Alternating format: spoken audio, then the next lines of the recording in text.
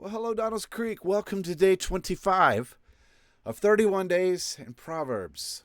This proverb starts off with kind of an issue right from the beginning. So let's just take a look at it at verse number 1. It says, "These also are Proverbs of Solomon, which the men of Hezekiah, king of Judah, copied." That's what it says in the English Standard Version. What does this mean? Now, for those who have been in the adult Sunday morning class for the past several months, we have been going through Hosea. So this will be a little bit of a refresher, a little bit of a repeat for you. But I wanted to give you an idea who this Hezekiah is and why does he show up here in Proverbs. So we had King Saul in Israel. This was under what we call a united kingdom.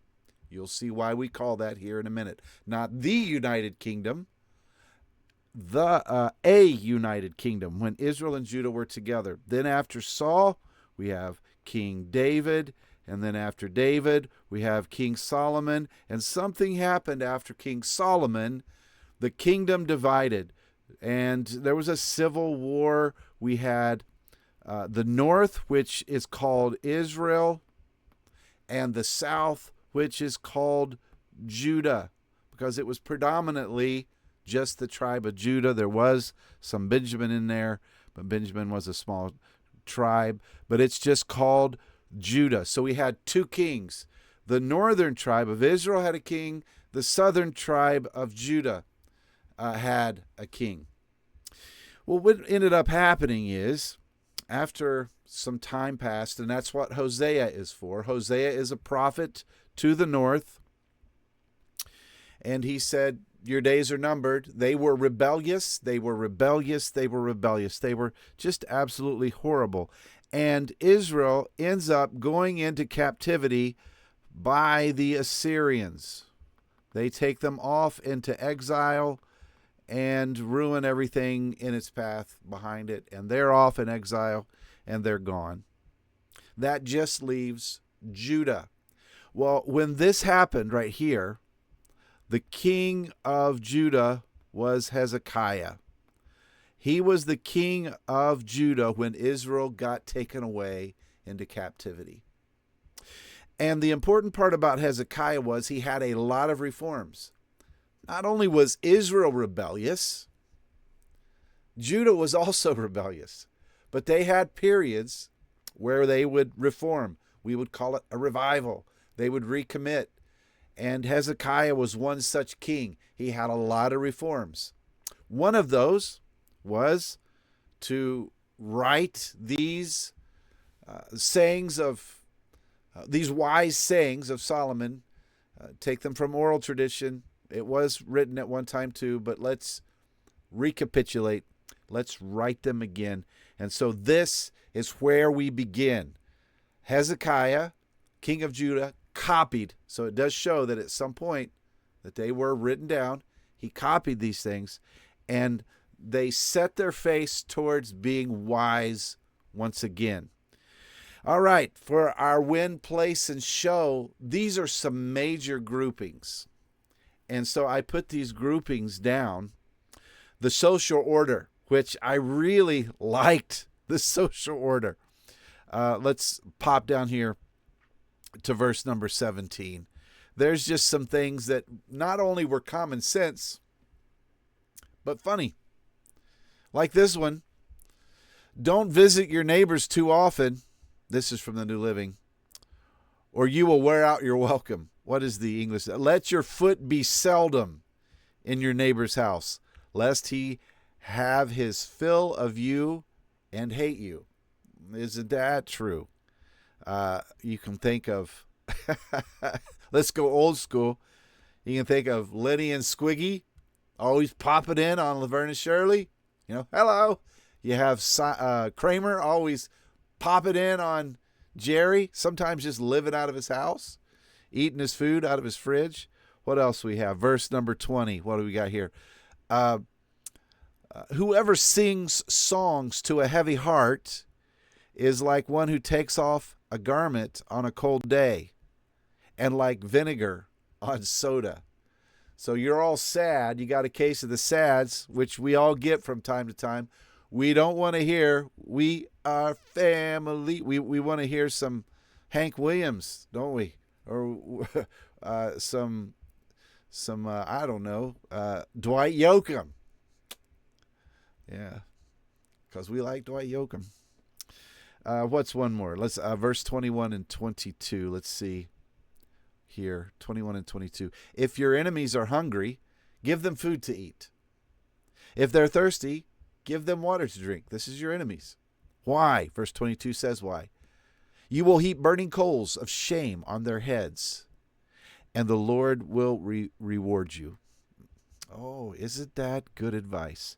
So that's more of the social order of things. How about you be quiet when people are quiet?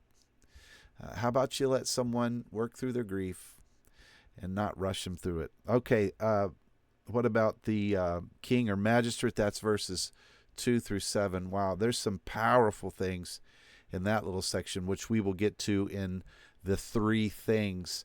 And the one who got show is wise speech. There's just a little burst between verses 11-15 about wise speech. Verse number 14, a person who promises a gift but doesn't give it is like clouds and wind that bring no rain. Isn't that true? This same phrase is used in Jude 12. So this gift really is wisdom. If one says they're wise and they're not wise, this is wise words. If one says they're wise and they're really not wise, it's like clouds without rain. And Jude uses the same verbiage in Jude 12. There's no chapters in Jude because there's only just one page. So it's Jude verse 12.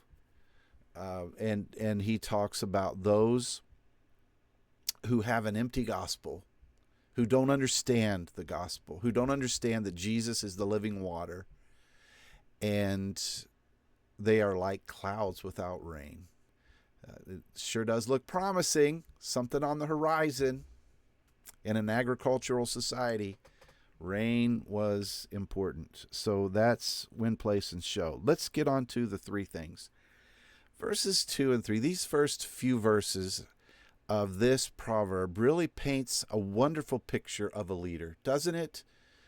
And I began looking at these things, and I said, we should really expect more from our policymakers. I think today they're not really into this. They're really not in the pursuit of wisdom. They are not getting up in the morning and saying, how can I be more wise? How can I rule more wisely? That's not happening, and it hasn't happened for a long time.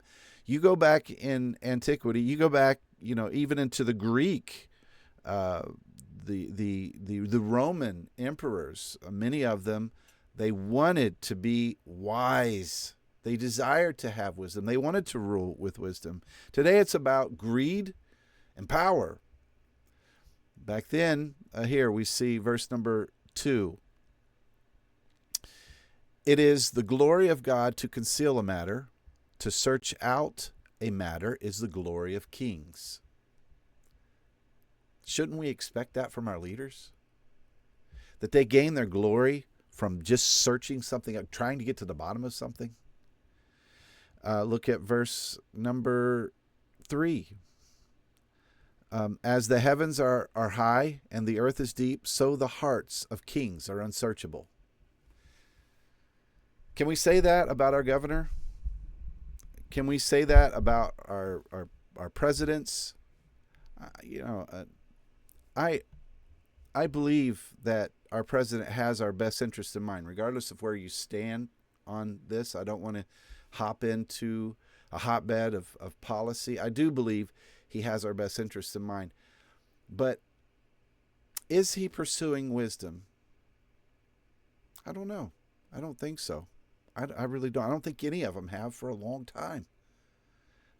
Do you think any of our policymakers today could write the Declaration of Independence. We're hopping. We're hopping. Let's stay on track here. Thing number 2, 25:11 through 12. This is really a bad example of translation, and I want to show you. I have given you some good examples of translation, and this is a bad one. Here's just a cross section. So up top, this is the New International, English Standard, King James. Let's see what else. That's a really New Living. So we're not really concerned with that. But let's look at the the New International and English Standard here. Verse number 11. Like apples of gold in settings of silver is a ruling rightly given. So the English Standard. A word fitly spoken is like apples of gold in a setting of silver. Where is ruler? The Legacy Standard. Like apples of gold in settings of silver is a word spoken in right circumstances. Again, this is a literal translation as well.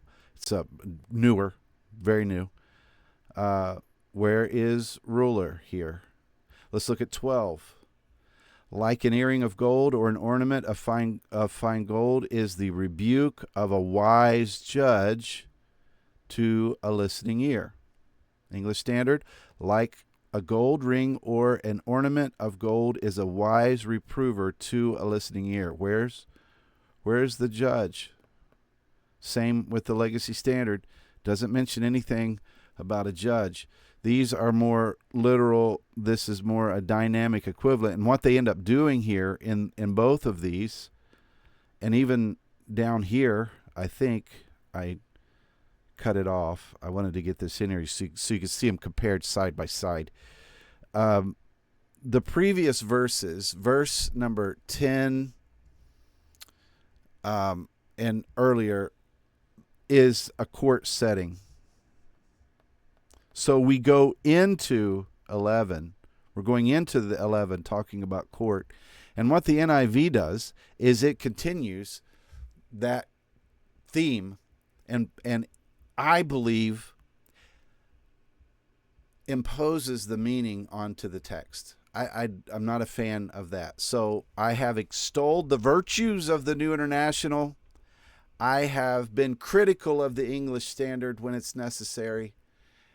And now I am being critical of the NIV and extolling the virtue of the English Standard and Legacy Standard. The reason that this is important is I think they were trying to be clear in the NIV, and I don't think they were successful. But that's easy for me to say. I didn't get paid to do it. It's still a wonderful translation. As we go through Scripture, I just want to highlight, I'm not throwing stones at the NIV because I believe it is a wonderful translation. I think it's one we could study from. It's one that I have gone back to reading a little more since I've come to Donald's Creek. I'm still an English Standard is my first. It's my go-to. But I've kind of fallen back into the NIV. It was a part of my growing up. Surely was that in the King James. But there are times where it misses, and I want to show you where it misses. I believe that is one. Has nothing to do with Proverbs, but I think you'll see, on a written page how that makes sense. How about thing number 3? What's up with the honey? What is that? In verse 16 and 27, we're reminded, shouldn't eat too much honey. Honey tastes great. Shouldn't eat. What in the world? And then it brings it back up in 27. Why? Why does that happen? Are we tasting the biscuit and the honey sauce? You've seen that video. You got to Google that when you're done. If you haven't seen Taste the Biscuit. You'll probably think I fell off my rocker, but that was a kind of a cult thing for a little while. When I say cult, talk about a good cult, not the bad cult. We're not drinking Kool-Aid around here. It was had a little cult follow. It was a little what do they call that?